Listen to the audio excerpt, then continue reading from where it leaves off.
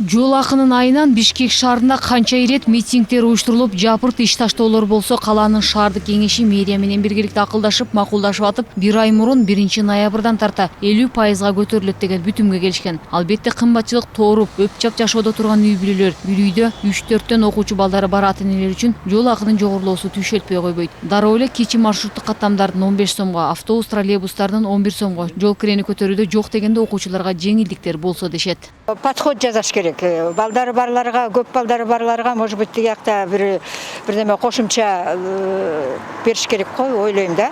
Энесинин зарплатасына, же атасынын зарплатасына бирдеме кылып кошумча кылыш керек.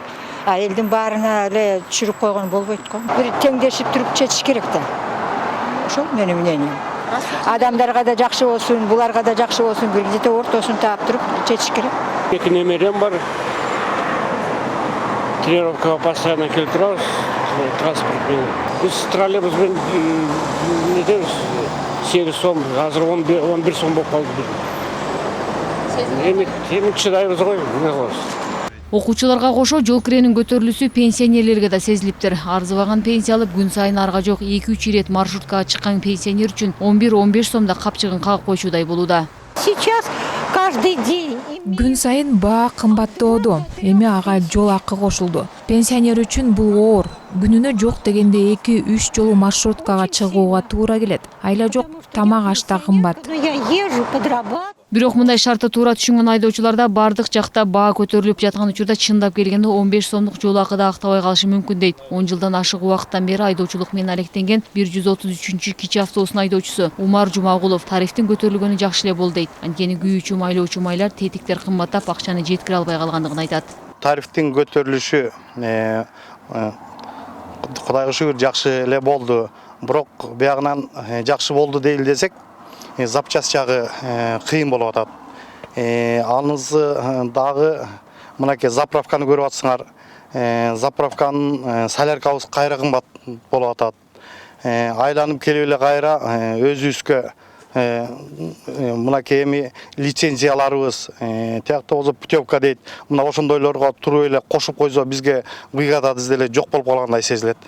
Бир учурда 4000дей маршрут айдоочу болсо, азыр алардын саны тең жарымына да жетпейт. Анткени көпчүлүгү ижарага унаа алып эл ташыгандар үчүн тапкан кириши чыгымды актабай калыптыр. Андыктан кичи маршрутту тапшырып миграцияга кеткенге аргасыз болушкан. Жол акынын көтөрүлүүсүн эл туура эле кабыл алды дешет айдоочулар. Кардарлар ыраазы болушуп эле кээ бирлери буга чейин деле ушу неме калганда 15 сомдон берип жүргөндөр да болду. Буларды бизди аягандар да бар арасында. Туура эле бул дешип, рахматын айтышып түшүп кетип атат бардыгы. Мен эртең менен мына бирimiz 2 айланып келдим азыр. Эч. Бүт эле берип атат. Ой, силерди эле түшүнүп атабыз. Силерди эле көрүп атабыз. Бүттүңөр кымбаттап атат. Силердики эле калды. Элдин баары эле айтып атат. Ошого карата элге кызмат кылабыз, эмне кылабыз башка?